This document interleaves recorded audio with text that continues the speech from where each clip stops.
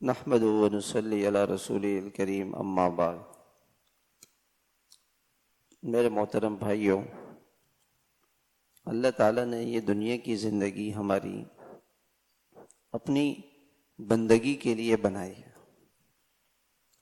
اس دنیا کی تھوڑی سی زندگی میں ہم اللہ کی بندگی کر لیں اور یہاں آ جائیں طاہر، اور ہمیشہ کے مزے حاصل کر لیں۔ دنیا کی بندگی کا زمانہ بہت تھوڑا، اور اللہ کی نعمتوں کا، اللہ کی عطاؤں کا زمانہ جو ہے وہ بہت بڑا زمانہ ہے، بہت بڑا زمانہ ہے۔ بندگی کا کتنا زمانہ ہے؟ 50 60 70 سال، اور نعمتیں ہمیشہ ہمیشہ کے لیے ملیں گی اور کبھی ختم نہیں ہوں گے۔ بدا اللہ تعالیٰ فرماتے خالدین فیہا ابدا، اور تیز کرو آواز، صاف بھی کرو، تیز میں۔ یہ جنت میں انسان ہمیشہ رہے گا۔ فریق فی الجنت و فریق فی السعیر خالدین فیہا ما دامت السماوات والارض۔ جب تک آسمان و زمین رہیں گے، یعنی ہمیشہ ہمیشہ کی نعمتیں اس کو ملیں گی۔ وفاکہۃ کثیرۃ لا مقطوعۃ ولا ممنوعہ، پھل کبھی ختم نہیں ہوں گے۔ ہاں، پھل کبھی ختم نہیں ہوں گے۔ جنت کی کوئی نعمت کبھی ختم نہیں ہوگی، ہمیشہ ہمیشہ کی رہے گی، ہمیشہ ہمیشہ کی نعمتیں اللہ تعالیٰ عطا فرمائیں گے۔ تو اللہ کا کتنا کرم ہے، اس کا کتنا احسان ہے۔ محنت تھوڑی سی کی، 50 60 سال کی، اور انعام اور اجر اور ثواب اور بدلہ اور اعزاز اور اکرام ہمیشہ۔ کتنا کریم رب ہے، یہ اس کے کرم اور اس کے رحم کا اور اس کے فضل کا معاملہ ہے۔ اور دیکھیں اللہ تعالیٰ اپنے بندوں سے کیا چاہتا ہے۔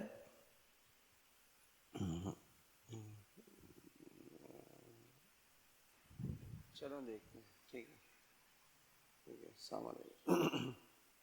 تو اور دیکھیں اللہ تعالیٰ کو اپنے بندے سے بندگی چاہیے اس دنیا میں۔ اللہ کے یہاں سب کچھ ہے، ہر عزت ہے، بلندی ہے، بادشاہت ہے، لیکن بندگی اللہ کے یہاں نہیں ہے۔ بندگی اللہ بندوں سے چاہتے ہیں، بس۔ اب دیکھیں نا، اللہ تعالیٰ نے رمضان کا مہینہ دیا، پورا مہینہ دن میں روزے رکھو، رات کو تراویح پڑھو، قرآن شریف پڑھو، صدقہ دو، سحری کرو، افطاری کرو، لوگوں پہ خرچ کرو۔ یہ ساری عبادتیں مکمل ہوئیں، پھر اللہ تعالیٰ نے عید کے دن فرمایا کہ صبح صبح میرے گھر آ جاؤ، پھر میرے پاس آؤ۔ اور پہلا کام عید کے دن کیا ہے؟ فجر کی نماز کے بعد اشراق کی نماز پڑھنا گناہ ہے۔ عام دنوں میں تو آپ اشراق کی نماز پڑھیں گے، لیکن عید کے دن نہیں ہے، نماز نہیں۔ پہلی نماز عید کی ہے، فضائل اعمال دے دو مجھے۔ پہلی نماز جو عید کے دن ہے وہ 2 رکعت ہے۔ دیکھیں اللہ تعالیٰ نے نماز کیوں دی؟ کہ نماز سے اللہ تعالیٰ بہت خوش ہوتے ہیں، اللہ نماز سے بہت خوش ہوتے ہیں۔ اس لیے فرمایا نا کہ نماز مومن کی معراج ہے۔ مومن اس میں اللہ سے ملاقات کرتا ہے۔ سب سے زیادہ اس زمین پر انسان اللہ سے قریب اس وقت ہوتا ہے جب وہ سجدے میں ہوتا ہے۔ اللہ تعالیٰ یہ چاہتے ہیں کہ بندہ میرے سے قریب رہے، مجھے نہیں بھولے۔ عید کے دن 6 نمازیں کر دیں، 5 نمازیں تو تھیں، 1 نماز اور کر دی، یہ اللہ کا شکر ہے۔ عید الاضحیٰ جو یعنی قربانی والی عید جس کو ہم کہتے ہیں، اس سے پہلے اللہ تعالیٰ نے حج کی عبادت دے دی۔ 8 تاریخ کو سارے حاجی مینا میں جمع ہوتے ہیں، 9 کو عرفات میں جمع ہوتے ہیں، 10 تاریخ کو اللہ تعالیٰ نے اس خوشی میں عید کی نماز دی۔ اللہ تعالیٰ یہ چاہتے ہیں کہ بندہ اس کی بندگی میں لگا رہے۔ اب میں آپ کو ایک حدیث سناتا ہوں۔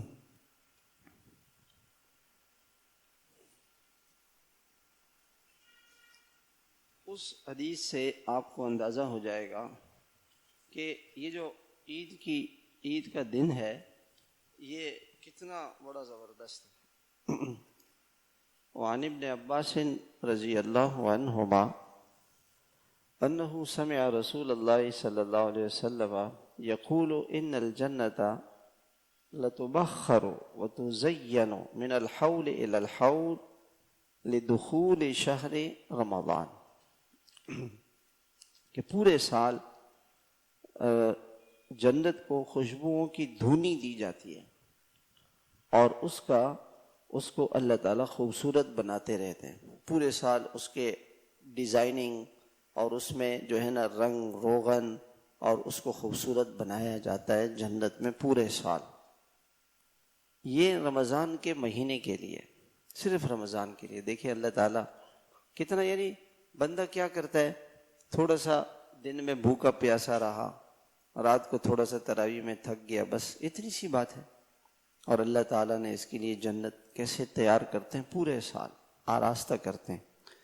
فَإِذَا كَانَتْ أَوَّلُ لَيْلَةٍ مِّن شَهْرِ رَمَضَانَ هَبَّتْ رِيحٌ مِّن تَحْتِ الْعَرْشِ يُقَالُ لَهَا الْمُثِيرَةُ فَتُصَفِّقُ وَرَقُ أَشْجَارُ الْجِنَانِ وَحَلَقُ الْمَصَارِيعِ فَيُسْمَعُ لِذَلِكَ طَنِينٌ ثُمَّ يَسْمَعُ السَّامِعُونَ أَحْسَنَ مِنْهُ فَتَبْرُزُ الْحُورُ الْعِينُ حَتَّى يَقِفْنَ بَيْنَ شُرَفِ الْجَنَّةِ فَيُنَادِينَ هَلْ مِنْ خَاطِبٍ إِلَى اللَّهِ فَيُزَوِّجُهُ ثُمَّ يَقُلْنَ الْحُورُ الْعِينُ يَا رِضْوَانَ الْجَنَّةِ مَا هَذِهِ اللَّيْلَةُ فَيُجِيبُهُنَّ بِالتَّلْبِيَةِ ثُمَّ يَقُولُ هَذِهِ أَوَّلُ لَيْلَةٍ مِنْ شَهْرِ رَمَضَانَ فتحت ابواب الجنت للصائمین من امت محمد صلی اللہ علیہ وسلم. ويقول الله عز وجل يا رضوان افتح ابواب الجنان ويا مالك اغلق ابواب الجحيم عن الصائمين من امت محمد. يا جبريل اهبط الى الارض فاصفد مردة الشياطين وغلهم بالاغلال واقذفهم في البحار.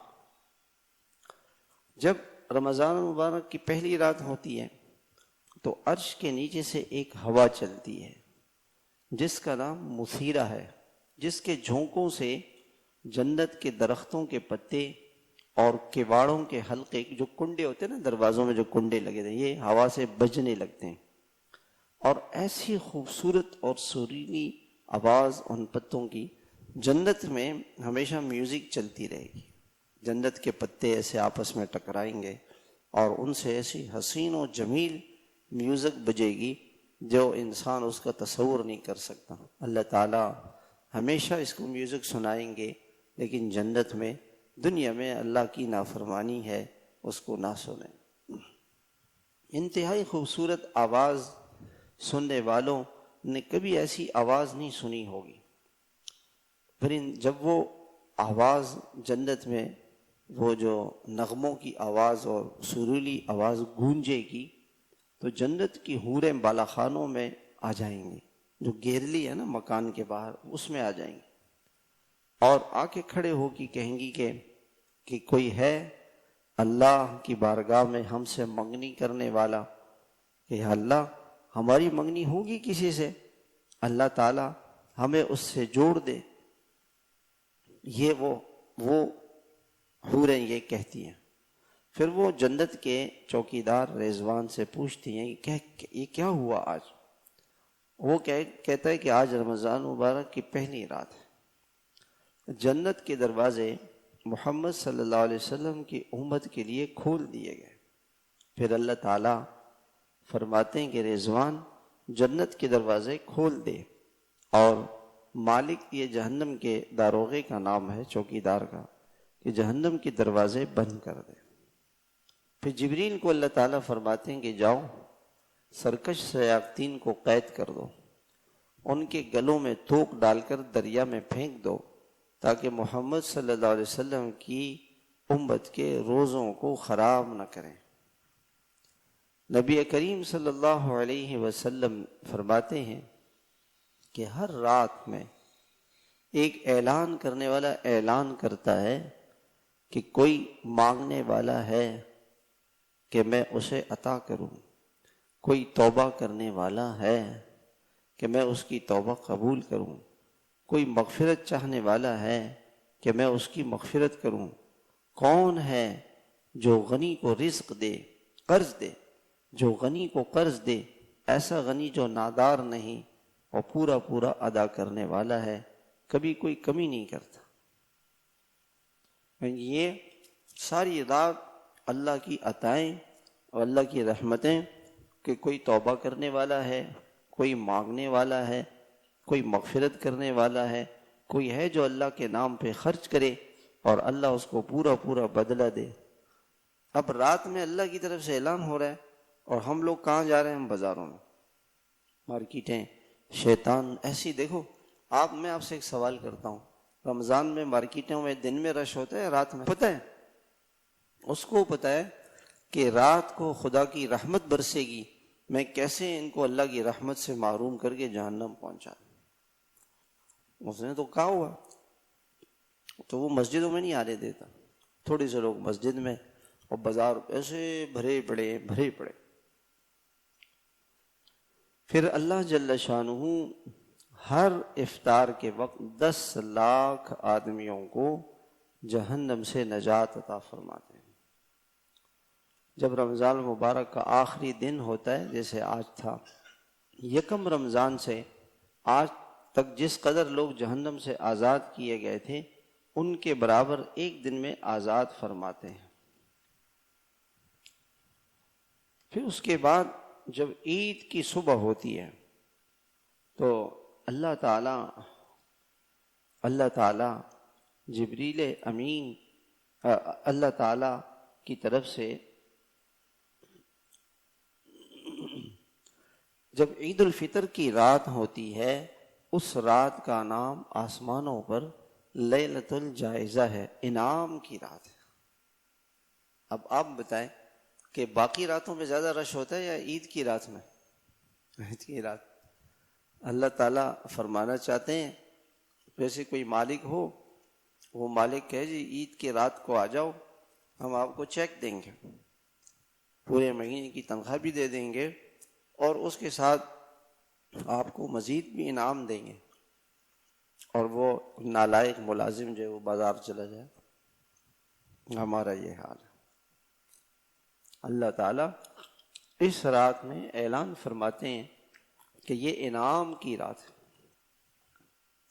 جب عید کی صبح ہوتی ہے تو اللہ جل شانہ فرشتوں کو شہروں میں بھیج دیتے ہیں، وہ زمین پر اتر کر گلیوں کے راستوں کے سروں پہ کھڑے ہو جاتے ہیں اور ایک ایسی آواز لگاتے ہیں جن کو جن اور انس کے سوا ہر مخلوق سنتی ہے۔ کہتے ہیں یا امت محمد اخرجوا الی رب کریم یعطی الجزیل ویعفو عن العظیم، کہ جاؤ اس رب کی طرف جو بہت کرم والا ہے، بہت دینے والا ہے، اس کے خزانے بھرے پڑے، وہ اپنی مخلوق سے کچھ لیتا نہیں، دیتا ہی ہے، کچھ نہیں لیتا، تو دیتے ہی۔ جو ہم عبادت کرتے ہیں یہ اس کے لیے تھوڑی کر دیں، تو اپنے لیے کرتے ہیں، اپنے نفع و فائدے کے لیے کرتے ہیں۔ کہ جاؤ اس رب کی طرف جو بہت دینے والا ہے، بہت عطائیں دینے والا ہے اور بڑے بڑے قصور معاف کرنے والا ہے۔ پھر جب لوگ عید کی نماز کے لیے جاتے ہیں تو اللہ تعالیٰ فرشتوں سے فرماتے ہیں کہ وہ آدمی جو اپنا کام پورا کر لے، مزدور ہے، اس نے مزدوری پوری کر لی، پھر کیا کرنا چاہیے؟ فرشتے کہتے ہیں اے اللہ اس کو اس کا بدلہ دینا چاہیے۔ اللہ تعالیٰ فرماتے ہیں میرے فرشتوں تم گوار ہو، میں نے رمضان کے مہینے کا ثواب ان کو دے دیا، رمضان کی راتوں کی تراویح کا ثواب ان کو کیا دیا؟ میں ان سے راضی ہو گیا اور میں نے انہیں معاف کر دیا۔ یہ عید کے دن اللہ پاک کی طرف سے اعلان ہوتا ہے کہ میں ان سے راضی ہو گیا اور میں نے انہیں معاف کر دیا، یہ اللہ کی طرف سے اعلان ہوتا ہے۔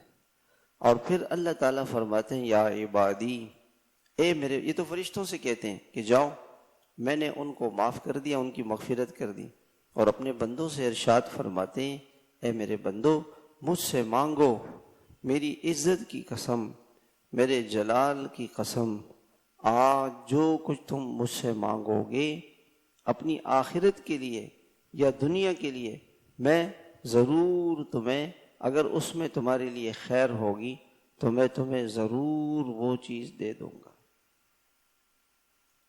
جو بھی عید کی نماز کے وقت میں بہت اللہ تعالیٰ کی طرف سے دعائیں قبول ہوتی ہیں، اور پھر اللہ کا ایک ارشاد ہوتا ہے کہ وَعِزَّتِي وَجَلَالِي، میری عزت کی قسم، میں تمہارے گناہوں کو معاف کرتا رہوں گا جب تم میرا خیال رکھو گے، میری بندگی کرو گے، مجھے خوش کرو گے، مجھے راضی کرو گے، میں تمہارا خیال رکھوں گا۔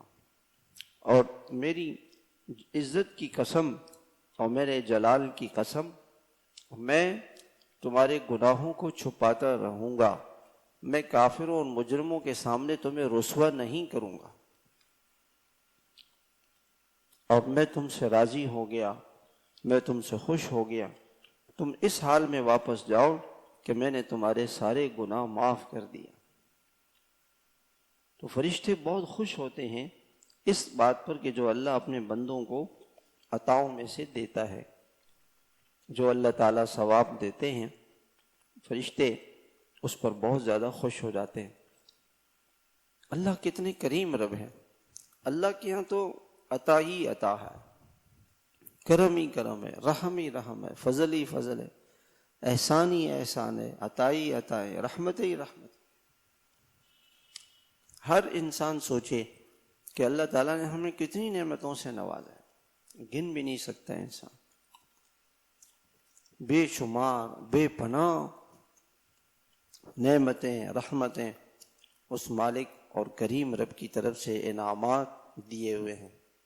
تو میرے میں محترم بھائیوں، ہمیں اس مالک کا شکر ادا کرنا چاہیے اور اس مالک کو خوش کرنا چاہیے۔ بس یہ نیت کریں کہ اپنی پوری زندگی میں ہم اللہ کو ناراض نہیں کریں گے، کسی قیمت پہ اللہ کو ناراض، ہر وہ کام جس سے اللہ پاک ناراض ہو وہ انہیں کریں گے، اللہ کی بندگی کریں گے، اللہ کی مانیں گے، اللہ کو راضی کریں گے، اللہ کو خوش کریں گے، اور اللہ کے نبی صلی اللہ علیہ وسلم کی مبارک طریقوں پہ چلیں گے۔ اس پر اللہ پاک خوش ہو کے دنیا میں ہمیں وہ نعمت دے گا جو دنیا میں کسی بادشاہ کے پاس بھی نہیں ہے، وہ ہے چین اور سکون۔ اللہ ہمیں ایسا سکون دیں گے جو بادشاہوں کے پاس بھی نہیں ہے، بادشاہ بھی سکون سے محروم ہے، ایسا سکون دیں گے جب انسان اللہ کی بندگی کرتا ہے، اللہ کو راضی کرتا ہے۔ سب سے بڑا انعام کیا ہے کہ اللہ تعالیٰ اس کو دل کا اطمینان دیتے ہیں، اور اللہ اس کو وہ زندگی دیتے ہیں جس زندگی سے اللہ خوش ہوتے ہیں۔ اللہ اس کو نماز کی توفیق دیتے ہیں، اللہ تعالیٰ اس کو ذکر کی توفیق دیتے ہیں، تلاوت کی توفیق دیتے ہیں، صدقہ و خیرات کی توفیق دیتے ہیں، اچھے اخلاق کی توفیق دیتے ہیں، صبر کی توفیق دیتے ہیں۔ دیکھیں، مال دولت یہ چیزیں کسی کو ملنا، ہم اس کو بڑی چیز سمجھتے ہیں، یہ بڑی چیزیں نہیں ہیں۔ میں آپ سے ایک سوال کرتا ہوں، آپ صلی اللہ علیہ وسلم کا مکان بہت بڑا تھا، یہ صحیح ہے نہ؟ چھوٹا سا مکان تھا، 15 فٹ لمبا، 12 فٹ چوڑا، یہ جو میرا کمرہ ہے نا، اس کمرے کے برابر ہے۔ یہ میرا کمرہ، یہ تقریباً 12 اور 15 فٹ ہے، چھوٹا سا کمرہ، یہاں سے لے کے یہاں تک اتنا سا کم۔ آپ بتائیں ہمارے گھر کتنے بڑے ہیں؟ ہم میں سے ہر ایک کے پاس اس سے بڑا گھر ہے کہ نہیں؟ اتنا سا کمرہ ہے، اور صحن اس سے بھی چھوٹا، صحن 15 فٹ لمبا، 10 فٹ چوڑا، بس۔ ہر کمرہ 9 گھر تھے آپ کے، 9 کے 9 گھر، آپ علیہ الصلوۃ والسلام کے 9 گھر۔ یہ جو ہماری مسجد بنی ہوئی ہے نا، اس سے چھوٹے تھے، یہ بڑی ہے، 9 کمرے چھوٹے چھوٹے۔ میں اپنی پوری زندگی گزاری، اور آپ کا کھانا کیسے تھا؟ حضرت اما عائشہ رضی اللہ تعالی عنہا سے پوچھا گیا کہ اما جان حضور صلی اللہ علیہ وسلم کا کھانا کیسے تھا؟ فرمانے لگی کہ ہم ایک چاند دیکھتے، دوسرا چاند دیکھتے، تیسرا چاند دیکھتے، 2 مہینے پورے ہو جاتے اور ہمارے گھر میں چولہا بھی نہیں جلتا تھا۔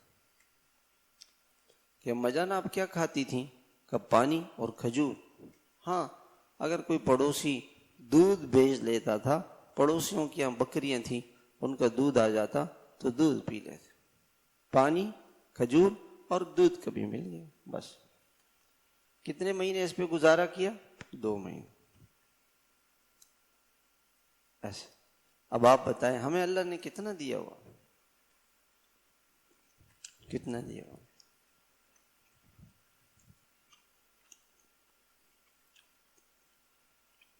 حضور صلی اللہ علیہ وسلم کا جو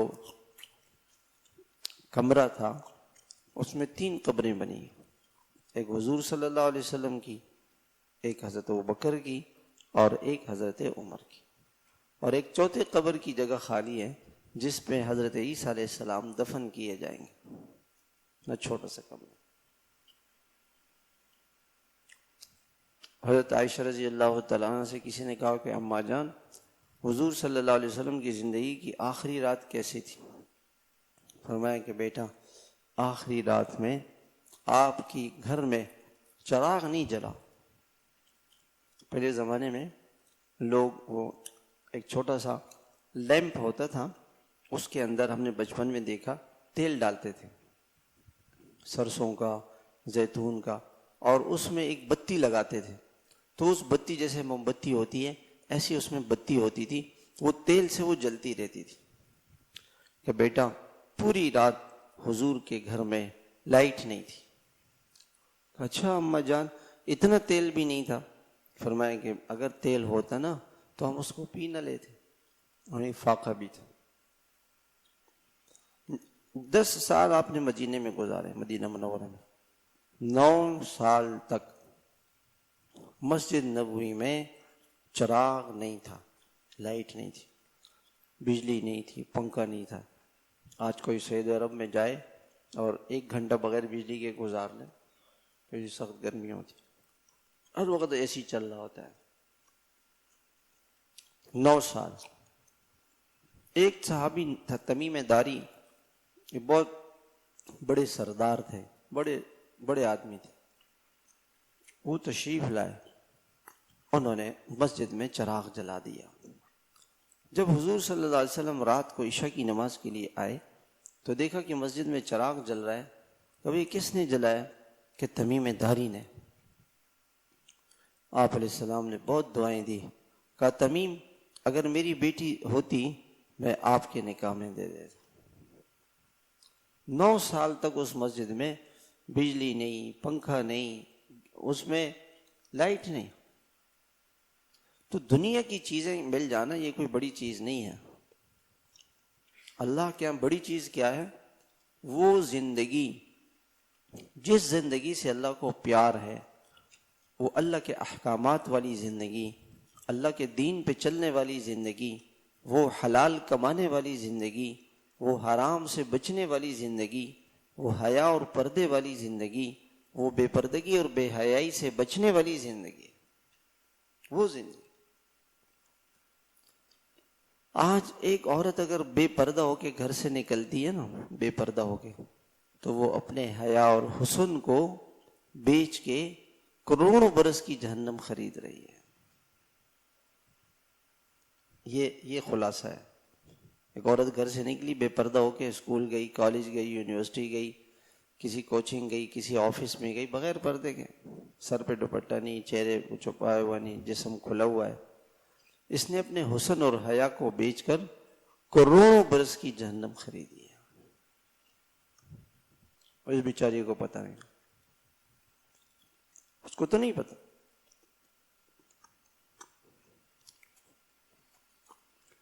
حرام پیسہ کیا ہے؟ اللہ تعالیٰ قرآن میں فرماتے ہیں کہ ان الذین یکتمون ما انزل اللہ من الکتاب ویشترون به ثمنا قلیلا اولئک ما یأکلون فی بطونہم الا النار۔ حرام پیسہ آگ ہے جو پیٹ میں بھر رہا ہے. اولئک الذین اشتروا الحیات الدنیا بالآخرہ. اللہ تعالیٰ فرماتے ہیں یہ وہ لوگ ہیں جنہوں نے دنیا کی زندگی میں پیسہ حرام کما کے اپنی آخرت کو گنوا دیا. فما اصبرہم علی النار. یہ جہنم کی آگ پہ کتنے راضی اور خوش ہو گئے. خوشی خوشی دوزخ کی آگ کو خریدا ہے رشوت لینے والے نے اور سود لینے والے نے. یہ اللہ فرماتا ہے. چوری کرنے والا جس نے کسی مسلمان کی چوری کی اس نے آگ خریدی ہے. آگ. اللہ تعالیٰ یہ فرما رہے ہیں حرام پیسہ آگ ہے. یہ پیسہ نہیں ہے، یہ آگ ہے. آگ. اس کی مثال یوں سمجھیں جیسے ایک آدمی کو شوگر ہو نا تو ڈاکٹر کہتے ہیں کہ مٹھائی کیا ہے؟ زہر ہے. چینی کیا ہے؟ زہر ہے. کہتے ہیں نہیں نہیں نہیں نہیں، اور ڈاکٹر کی بات نہیں مانتا ہے. تو جب ڈاکٹر کی بات نہیں مانتا ہے تو جب وہ جاتا ہے اسپتال تو ڈاکٹر کہتے ہیں اس کا پاؤں کٹے گا، شوگر بڑھ گئی. میں نے دیکھا ایک آدمی ایک پاؤں کٹا، پھر ٹانگ کٹی، پھر دوسرا پاؤں کٹا، پھر دوسری ٹانگ کٹی، پھر مر گیا. غم سے مر گیا. دیکھا نا کہ دو ٹانگیں کٹی ہیں. وہ نہیں مانی ڈاکٹر کی بات. تو حرام یہ آگ ہے، یہ جہنم کے سانپ اور بچھو ہے. ایک جگہ پہ ناچنا گانا ہو رہا ہو نا، ناچ گانا ڈانس بجانا، بے حیائی کی تصویریں، فلمیں چل رہی ہیں، گانے چل رہے ہیں، زنا چل رہا ہے، شراب چل رہی ہے، نشہ ہو رہا ہے. تو ایک آدمی نے ایک اللہ والے سے کہا کہ ہمارے رشتہ داروں نے فلاں ہوٹل میں تقریب رکھی ہے تو میں وہاں چلا جاؤں. تو ہم بزرگوں نے کہا کہ بھئی آپ وہاں جاؤ گے تو وہاں تو ناچ ڈانس گانا گناہ ہوں گے، پھر آپ کیا کرو گے؟ پھر میں ایک کنارے میں بیٹھ جاؤں گا. میں کیا کروں گا؟ ایک کنارے میں بیٹھ جاؤں گا. تو اس بزرگ نے کہا کہ اس کا مطلب یہ ہے کہ آپ یہ کہہ رہے ہیں کہ میں ایک جگہ جاؤں گا جو سانپوں کی وادی ہوگی، بچھوؤں کی وادی ہوگی، شیروں کی وادی ہوگی، چیتوں کی وادی ہوگی، اور میں وہاں ایک کنارے میں بیٹھ جاؤں گا. سانپوں کی وادی میں ایک کنارے میں بیٹھنے والا بچ جائے گا؟ بتائے نا بھائی، بچے گا نہیں بچ سکتا. جہاں گناہ ہو رہے ہیں، بے پردگی، بے حیائی، بے دینی، یہ جہنم کی کہ آگ کے سانپ اور بچھوؤں کی وادی ہے. جہنم کی آگ ہے. کل پتہ چلے گا. دیکھیں عجیب بات اللہ تعالیٰ فرما رہے ہیں. اللہ فرما رہے ہیں قُوْ أَنفُسَكُمْ، اور اپنے گھر والوں کو جہنم کی آگ سے بچاؤ. سوال یہ پیدا ہوتا ہے کہ جہنم کی آگ نظر آ رہی ہے؟ کیوں بھائی نظر آ رہی ہے؟ نظر تو نہیں آ رہی. اور اللہ کہہ رہے ہیں کہ بچاؤ، تو اس کا کیا مطلب ہے؟ کیسے بچاؤ بھائی؟ نظر تو آ نہیں رہی ہے. یہ جو گناہ ہے نا، گناہ، یوں اللہ تعالیٰ فرمانا چاہتے تھے کہ گناہوں سے اپنے آپ کو بچاؤ کہ یہ گناہ جہنم لے جانے والے ہیں. تو اللہ تعالیٰ نے مختصر کر کے بتا دیا کہ جہنم سے بچاؤ، گناہ سے بچو، یہ جہنم کی آگ ہے. یہ آنکھ کا غلط دیکھنا جہنم کی آگ ہے. یہ کان کا غلط سننا جہنم کی آگ ہے. یہ گالی دینا، ظلم کرنا، اللہ کی نافرمانی کرنا، یہ جہنم کی آگ ہے. آگ سے اپنے آپ کو بچاؤ. تو میرے محترم بھائیوں، بس میں اپنی بات ختم کرتا ہوں. ہم اس دنیا میں کیوں آئے ہیں؟ اللہ کی بندگی کرنے کے لیے آئے ہیں، اللہ کو راضی کرنے کے لیے آئے، اور اللہ کے رسول صلی اللہ علیہ وسلم کو خوش کرنے کے لیے، آپ کی سنتوں پہ چلنے کے لیے آئے ہیں. بس دنیا کی تھوڑی سی زندگی میں اللہ کو خوش کر لے، کروڑوں برس کی خوشیاں ملیں گی، کبھی ختم نہ ہونے والی خوشیاں ملیں گی. اور اس دنیا کی تھوڑی سی زندگی میں اللہ کو ناراض کر دیا کروڑوں برس کی جہنم خرید لی. پورا مہینہ شیطان بند رہا. آج شیطان چھوٹا ہے تو اس نے کیا کیا؟ سب کو بازاروں میں بلا لیا کہ آ جاؤ بازار. ساری رات نوجوان بازاروں میں پھر رہے ہیں تاکہ سب کو جہنم میں لے کے جاؤں. وہ تو اس نے پلاننگ کیا. سب سے زیادہ رش پورے رمضان میں کس رات کو ہوتا ہے؟ عید کی رات. وہ پورا مہینہ بند ہوتا ہے.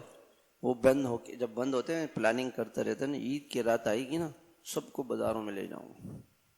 گانے سنیں گے, گناہ کریں گے, نماز نہیں پڑھیں گے, فجر کی نماز بھی نہیں, عید کی نماز بھی نہیں, سو جائیں گے.